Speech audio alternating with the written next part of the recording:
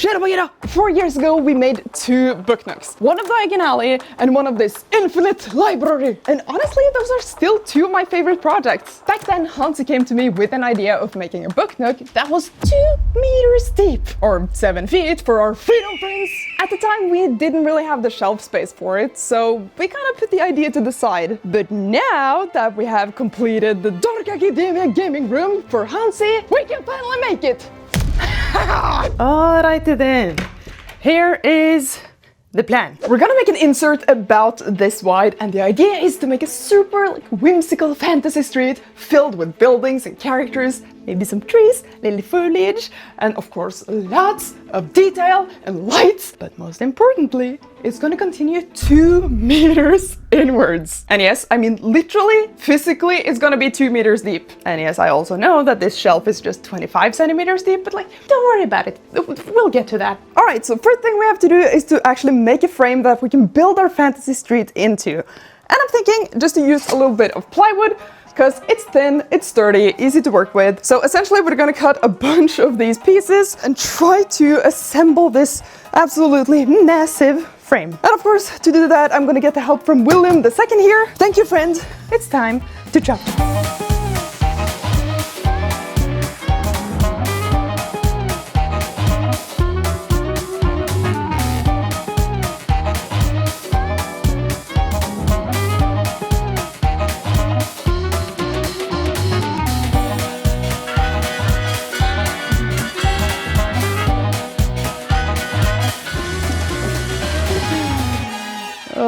Bruh, that thing is long.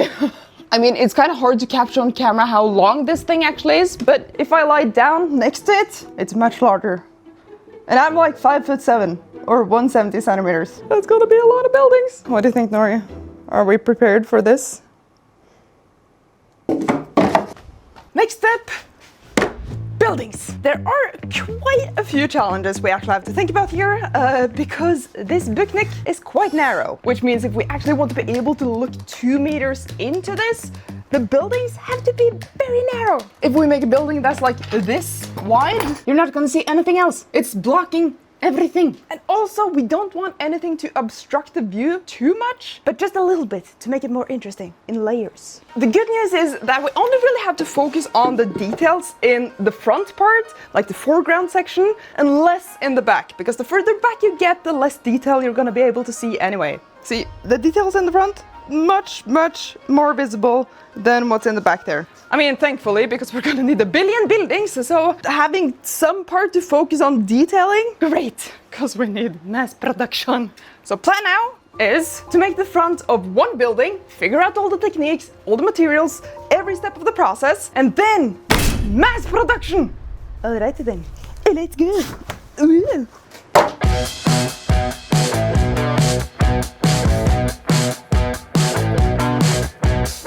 There we go, got a nice stack of foam, nice and thin. All of these needs texture. One way to get brick texture is to just draw it on by hand. We've done that a lot in the past. Use the ruler, draw it on, blah blah blah. But since we have William II, who is so willing to work, we're gonna let him. So we have taken our foam sheets, popped them into William and taped them down. And now comes the fun part, which is carving in the brick pattern. And I have prepared these 2 patterns, one brick wall, 1 cobblestone for the road. And now we just have to take this and magically put it in the laser.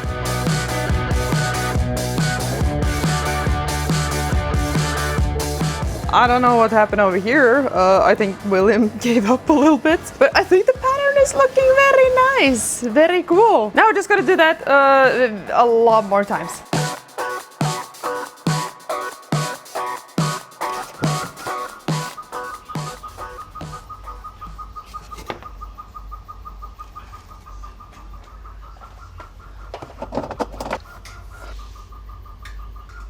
Maybe.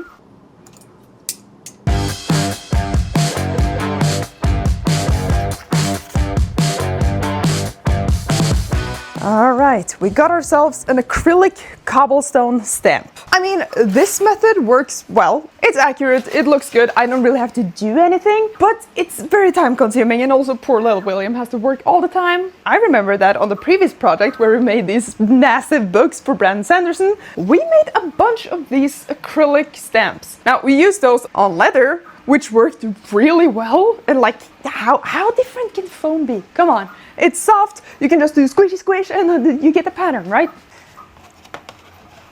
It's time for the clampy stampy.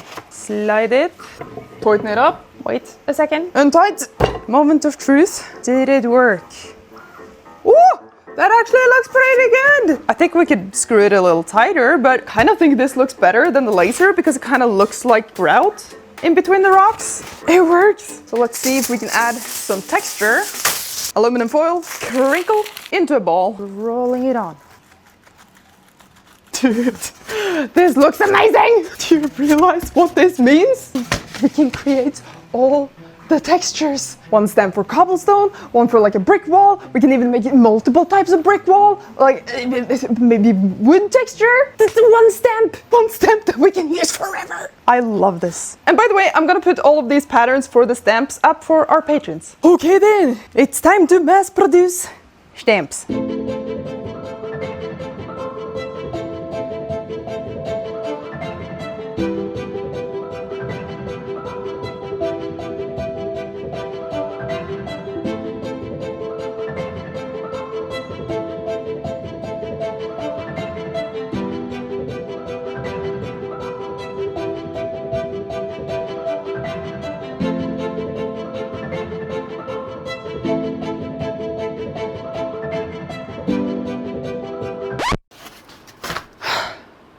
This is taking too long.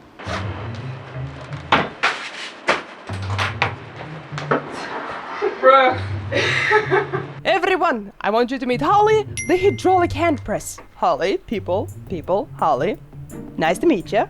I've given Holly a little upgrade here with a wood plate at the bottom, another double wood plate up here held up by an elastic band, you know, because I'm lazy and I don't want to take it in and out all the time. And it works by pumping this lever on the side here that takes freaking forever to pump all the way down. Oh my god. Anyway, let's give Holly a try. Take the stamp, place it on the foam, center it, pumpty, pressure is increasing, and success! Woo! Okay, let's align it again. Pumpty, and boom! We got cobblestone, baby! Also, I just realized that the foam is the exact same color as my overalls. What? Thank you, Holly, for making this brick-making process a lot less painful. Love you. And thank you, William II, for cutting out these wall units. Love you as well. Such hard workers.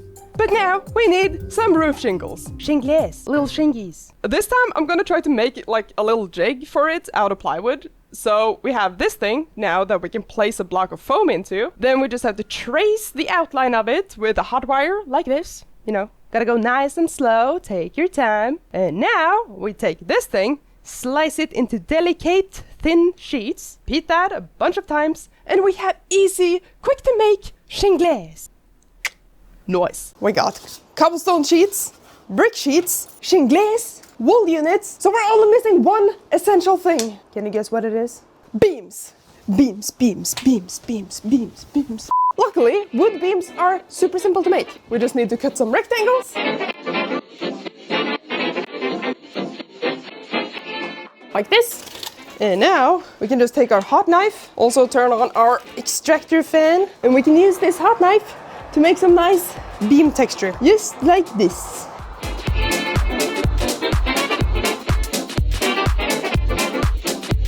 Easy peasy wood beam. Beams are done and can join the rest of our completed building units. So that means everything is ready for building.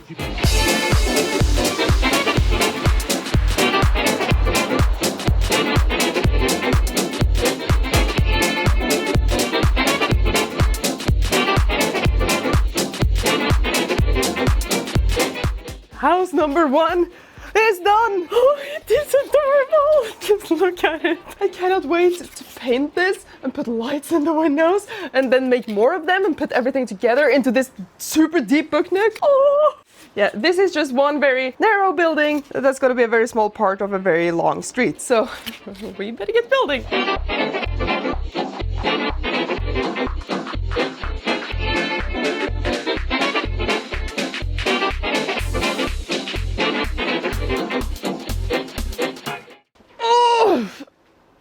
Oh, Jesus. I think it's time for a coffee break.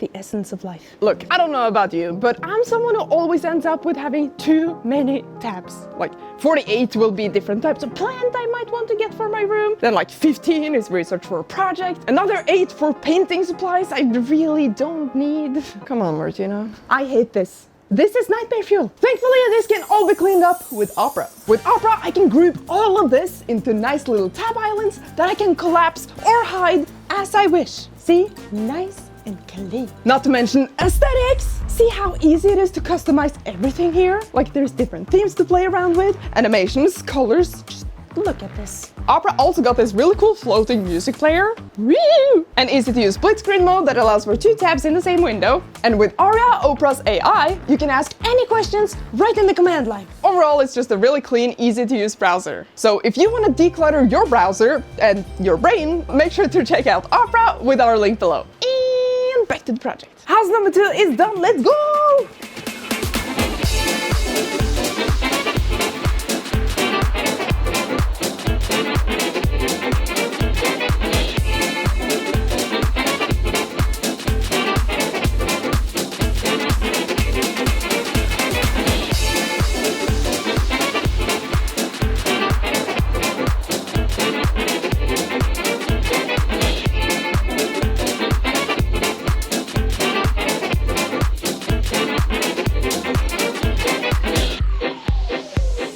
These buildings take so long to make. I mean, they look amazing. I love the textures and everything. And we're starting to get a good amount of them. But I can see now that if every single building in this 2-meter book nook is gonna be this detailed and this handmade, well, I will see you next year. To speed things up a bit, we have started to 3D print a bunch of these wall units. I'm gonna leave a link to where we found them down below. And what I'm thinking is to take these and sort of make a Frankenstein-y situation where I take, you know, the beams, the brick sheets, all of these, try to combine it with the wall units just to fill things up a bit faster, because there is a lot of space to fill. So let's fill up the rest.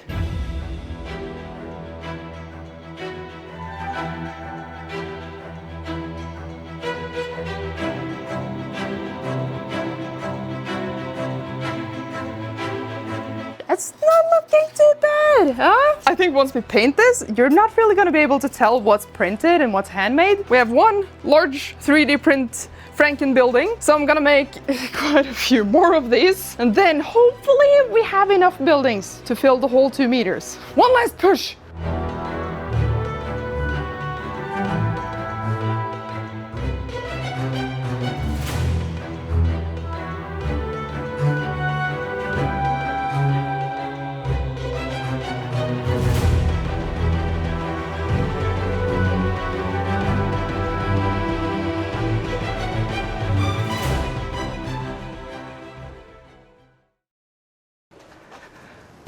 Okay, so here's the thing. We obviously can't take this 2-meter long book nook and like drill a hole in the wall and just have a tube sticking out of the house. That would be too crazy, even for us. So we have a little trick in mind, and some of you might have figured this out already. If we take this as the part where you look into, we put it like this, and instead of having it go in a straight line, we just do a little magic like that, and then we have the rest of it going in like this. And now with the help of some strategically placed mirrors, we can create an illusion that this fantasy street continues way further in than where the bookshelf actually ends. See how it goes on and on and on and on? Mirrors, baby!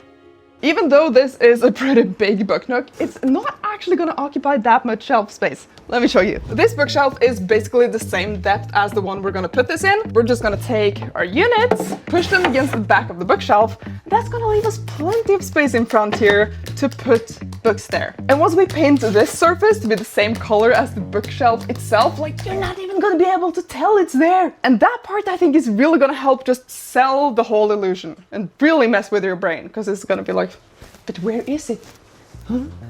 But getting to this point has definitely not been without brain pain, because once you start introducing mirrors into the mix that you want to look invisible, well, it's a fun challenge to try to figure out how to actually hide the mirror edges, which is quite essential. But I think we figured out some pretty good solutions. The first and probably biggest problem is actually to hide where the ground meets the mirror. The reflective part of the mirror doesn't start until like 4 millimeters in, so you get this sort of crack right there in the center, and you can't really get rid of that. So what I did was to make this sort of circular middle divided design, and on purpose added this large crack in the center here to sort of, well, literally mirror what's happening right here. And I think it hit it pretty well, honestly. Can't really tell like what's going on here unless you know there's a mirror.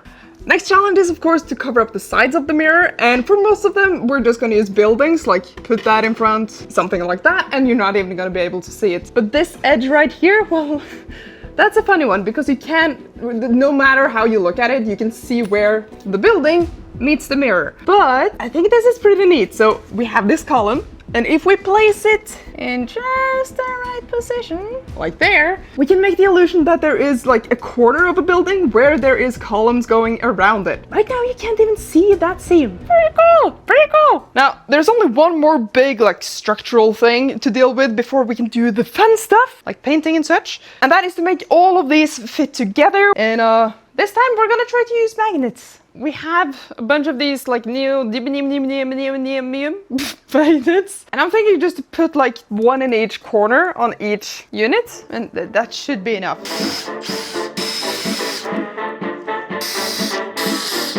Perfect. And now time for a little glue sandwich.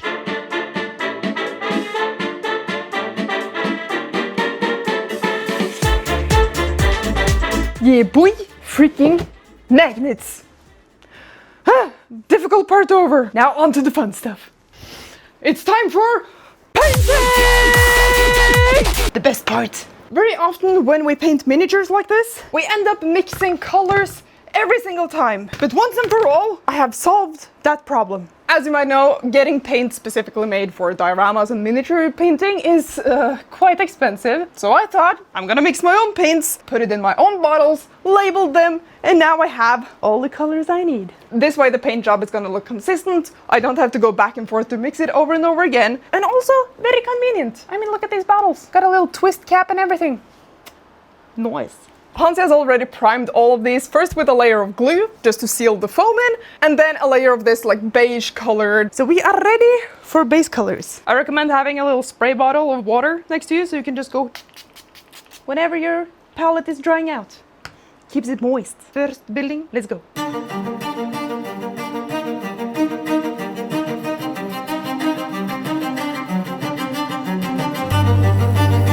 Base colors are in. Next step is very much a trust the process kind of step, because we're gonna take our stone accent color and start painting individual little stones. Ah, yes, looks like poison M&Ms. Don't worry, next step is gonna fix all of this, because we're gonna apply a little wash on top, which is just like basically water mixed with a little bit of paint. It's gonna seep into those cracks and unify everything.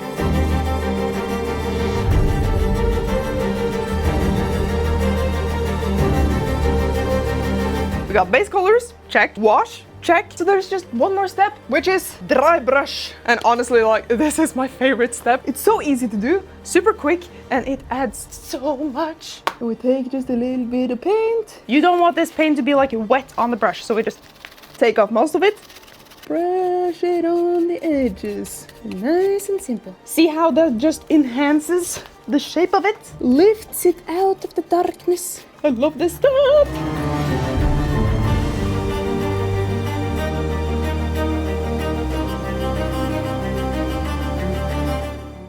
Alright, that's one building down, and while I've been painting this, Hansi has been painting a bunch of other buildings. Yay! Woo!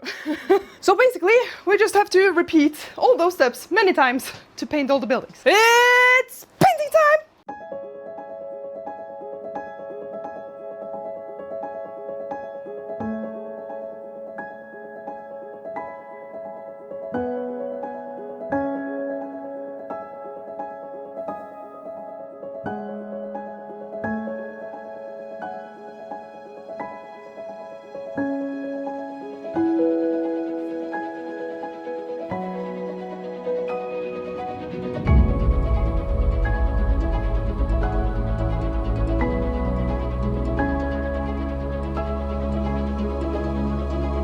buildings have been painted, they're currently drying, and now there's just one more thing we have to paint, and that is a bunch of miniatures. We want this street to actually look crowded and populated, so we've 3D printed a bunch of miniatures. Hansi has actually painted a bunch of them already. There are still a few main centerpieces left, like this little fruit stand that's gonna be right in the front. And well, miniature painting is not my strong suit, but let's just hope it's gonna be good enough. I will try my best.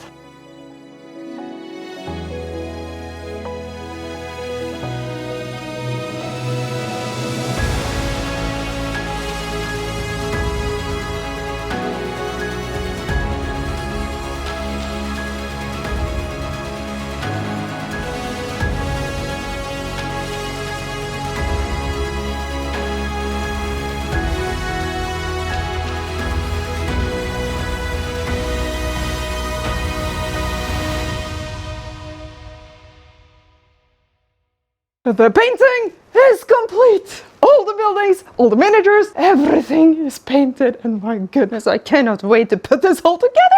I mean, these are looking so good! And also, I think this must be the biggest pile of miniatures we've ever painted and ever made for a single project. But boy, we are so close to being done. There's only a couple of things left. And the first thing we gotta do is LEDs. And as you might know, this is, well, not my favorite part. It's just very time consuming and kind of boring to like cut the wire, solder the wire, cut the wire, solder the wire. Oh, it went wrong.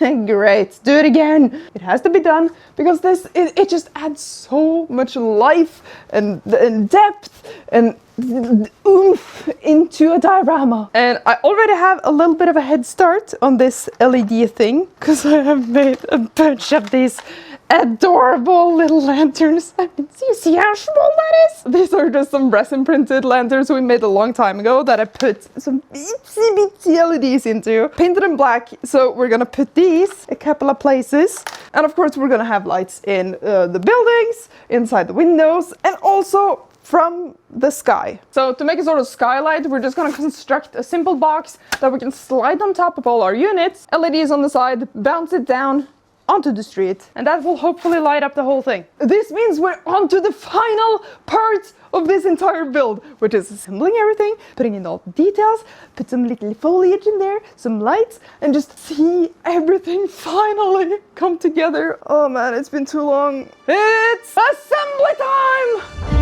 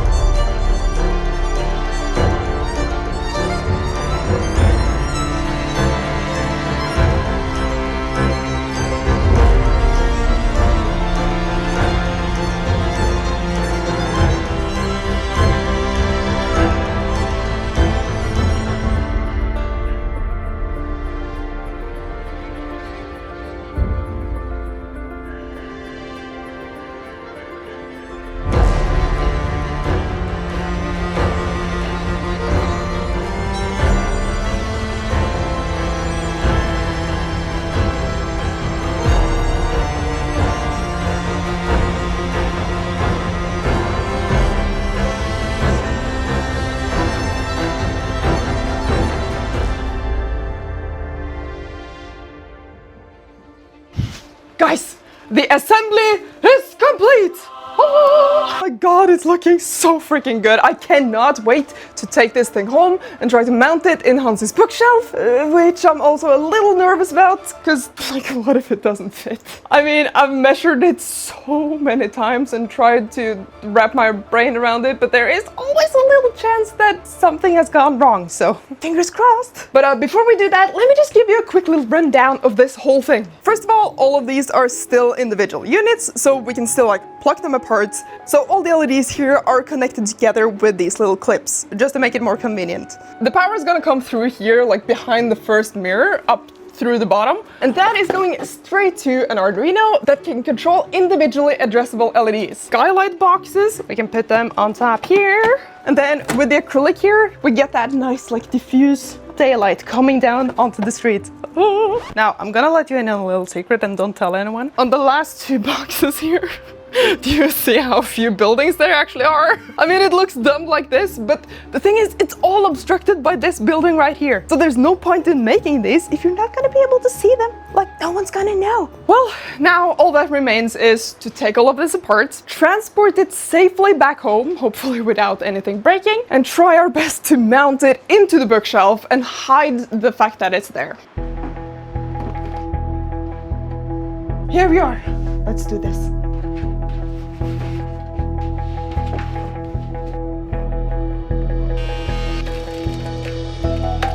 We got the holes, and now we just have to try to sneak everything in there. Let's get the units. We start in the corner.